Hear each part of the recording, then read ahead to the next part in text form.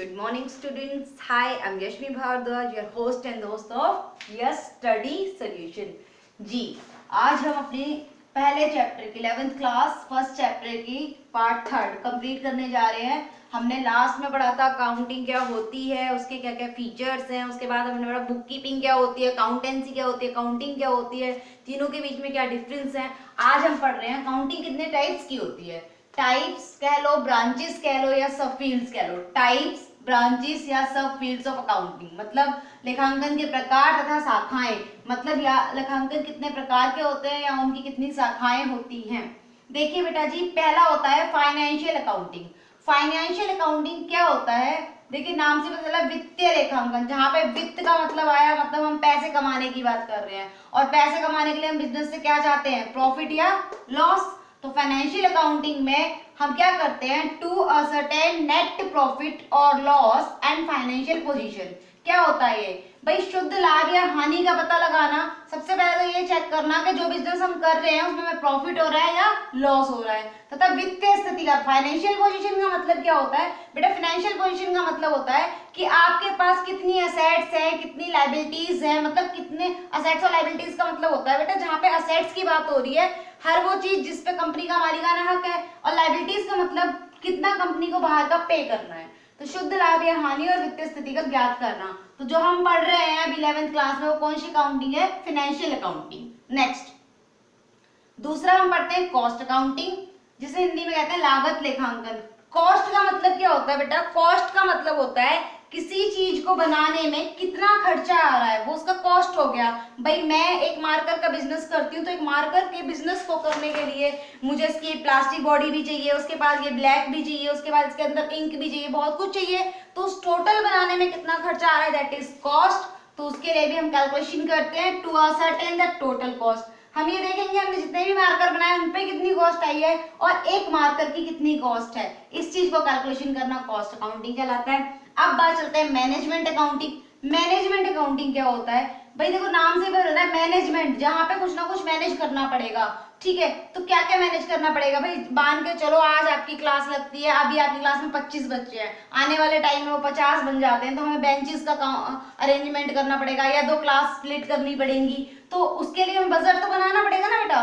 तो जहां पे हम किसी भी चीज को मैनेज करने के लिए अकाउंटिंग कर रहे हैं, बजट बना रहे हैं, कैश का फ्लो देख रहे हैं, कितना कैश आ रहा है, कितना कैश जा रहा है, फंड देख रहे हैं हमारे पास फंड कितने हैं, तो ये सारी चीजें देखना मैनेजमेंट अकाउंटिंग कहलाता है. Next tax accounting. नाम से ही पता चला है टैक्स. आपको पता है बेटा जी, जैसे अगर आप इंडिया में इनकम कमा रहे हो तो इनकम पे टैक्स करना पड़ेगा. आप रोड यूज करते हो तो आप टोल टैक्स देते हो.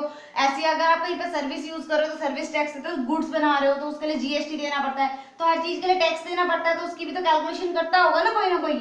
तो उसके लिए जो कैलकुलेशन होती है वो हमारी क्या हो जाती है? Tax accounting. Next one is social responsibility accounting.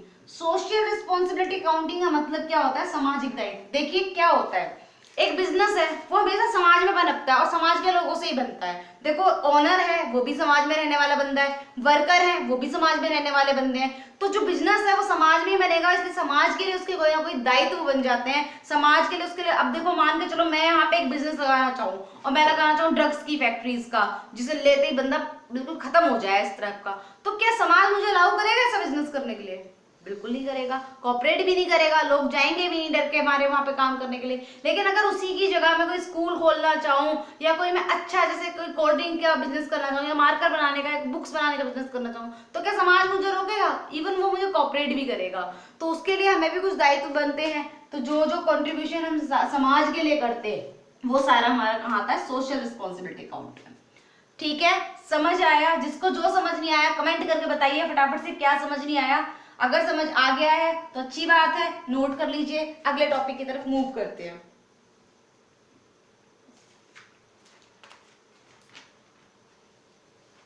चलिए हम चल रहे अगले टॉपिक की तरफ. हमने पढ़ा कितने टाइप्स की अकाउंट्स होती है. बेटा जी अभी आप 11th क्लास में हो, तो 11th क्लास में 12th क्लास में आप फाइनेंशियल अकाउंटिंग की बात कर रहे हो. जब आप आगे जाओगे भाई बीकॉम करोगे, 12th में तो चलो कंपनी अकाउंट आप पढ़ोगे, बीकॉम करोगे उसमें आपकी सारी आ जाएगी. फर्स्ट ईयर में टैक्स है, सेकेंड ईयर में ये है, सब चीजें वहां पर आपकी आ जाएंगी. सारी चीजों का आपको पता चल जाएगा, कैसे टैक्स लगाया जाता है, कैसे कॉस्ट काउंट की जाती है.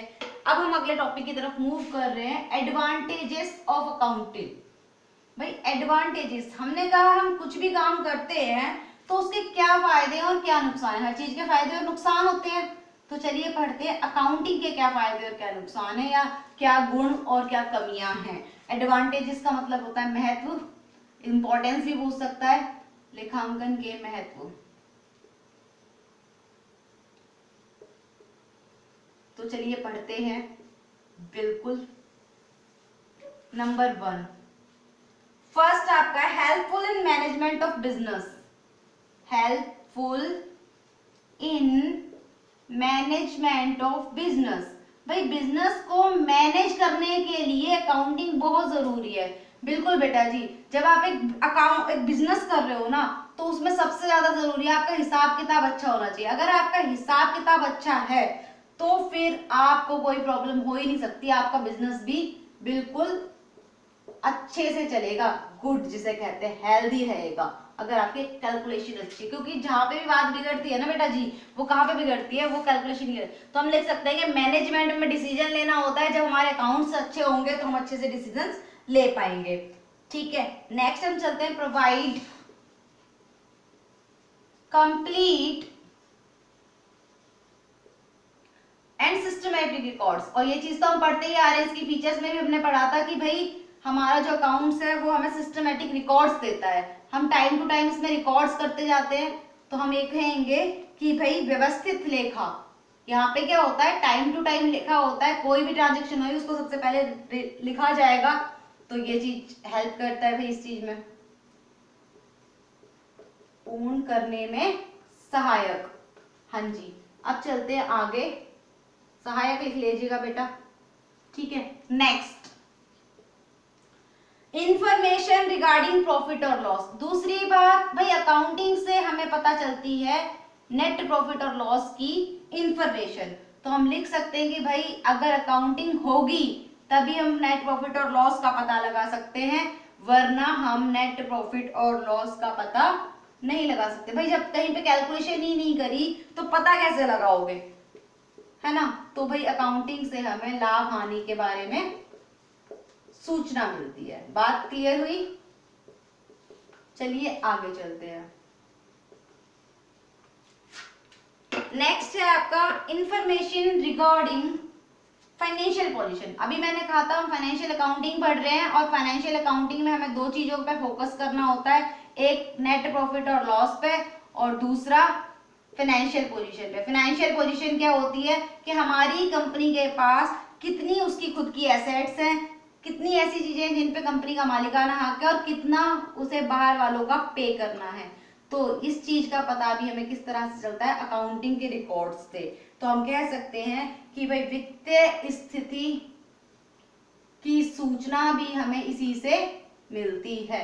आप अकाउंट्स रिकॉर्ड चेक कीजिए, आपको पता चल जाएगा आप कितने फाइनेंशियली हेल्दी हैं। नेक्स्ट, इनेबल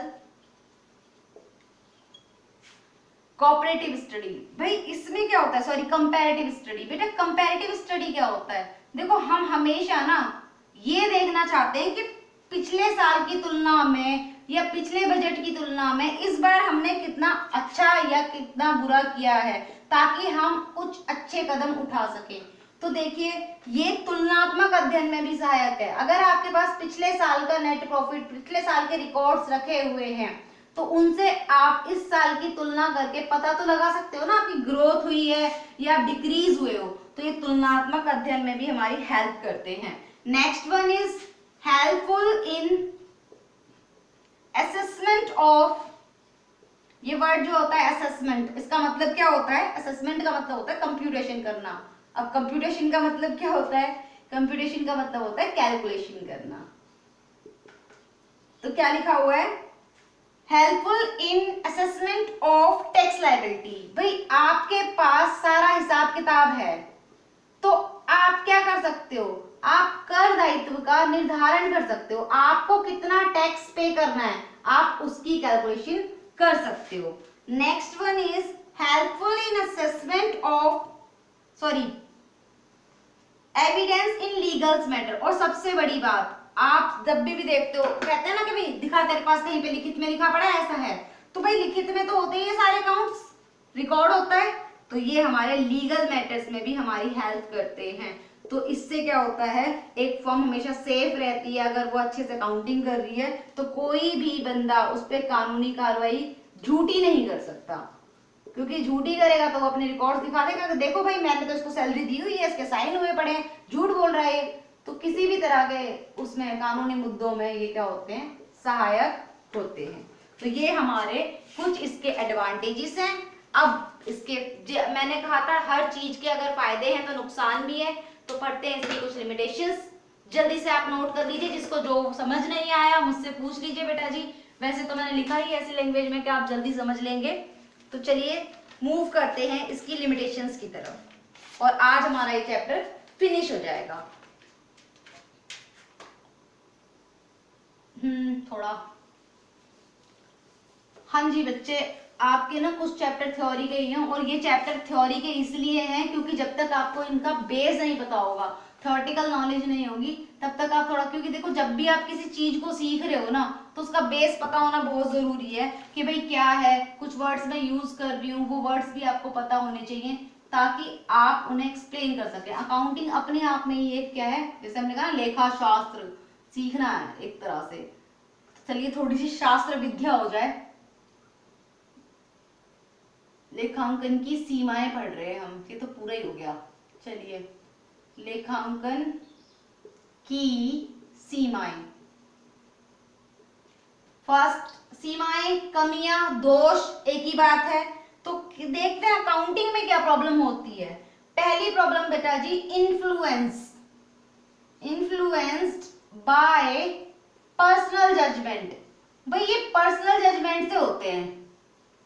अब पर्सनल जजमेंट क्या है भाई, देखो एक जो अकाउंटेंट होता है वो एक नॉर्मल व्यक्ति होता है, और ऐसी बात तो है नहीं भले ही वो कैलकुलेटर से कैलकुलेशन कर रहा हो तब भी कहीं ना कहीं गलती ना हो, तो कई ऐसी सिचुएशंस होती हैं जहां पे हमें खुद से डिसीजन लेने पड़ते हैं, तो वहां पे ये इफेक्ट हो जाता है। अकाउंटिंग व्यक्तिगत निर्णयों से प्रभावित होता है। जैसे कई बार आप देखते हो ना, मार्केट जाते हो कुछ कैलकुलेशन करके आते हो, तो बड़े भाई बहन होते हैं, पेरेंट्स होते हैं, कहते हैं अबे ऐसे भी तो कर सकता था इस चीज को, तो हम कहते हैं हाँ लेकिन मुझे ये भी ठीक लगा तो इसलिए मैंने ऐसा कर दिया। तो कई बार अकाउंटिंग में भी ये हो जाता है कि कुछ कैलकुलेशंस या कुछ कंसेप्ट हमारे कैसे होते हैं, पर्सनल जजमेंट से होते हैं, तो वो क्या कहते हैं, पर्सनल जजमेंट पे डिपेंड कर जाते हैं।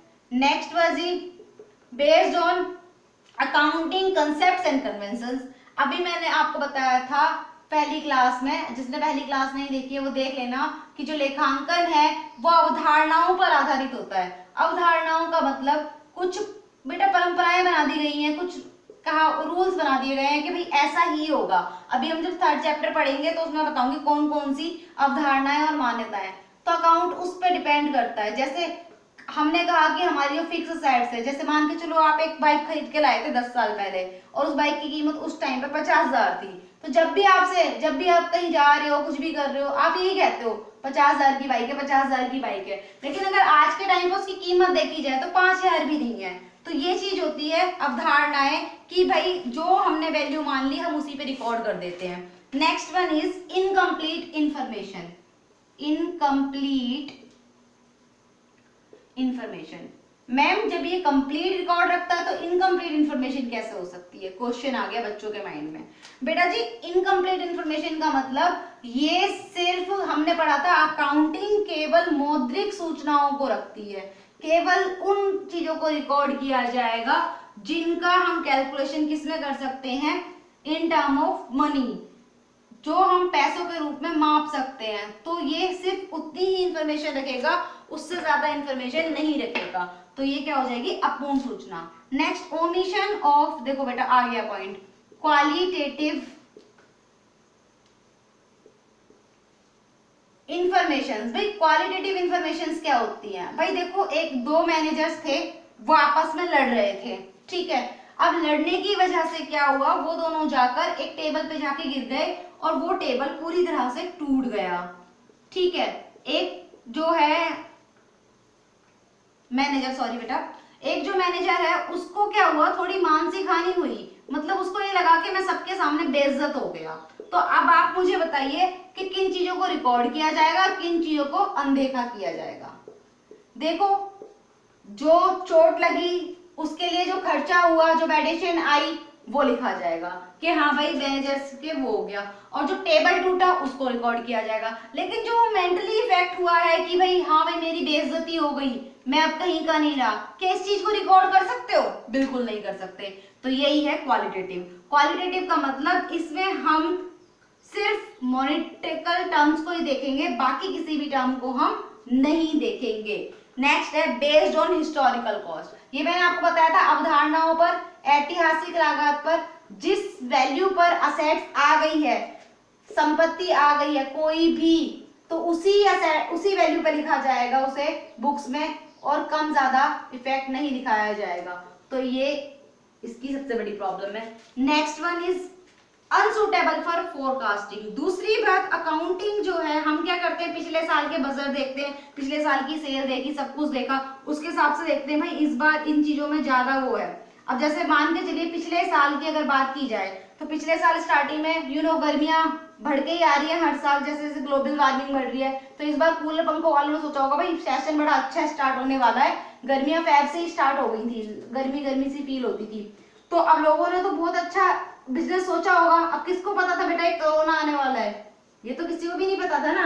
अब कोरोना आ गया, सब कुछ खत्म, सारे बिजनेस खत्म, जिन्होंने प्रोडक्शन एक्टिविटीज में पैसा लगाया था वो भी खत्म होता जा रहा है धीरे धीरे।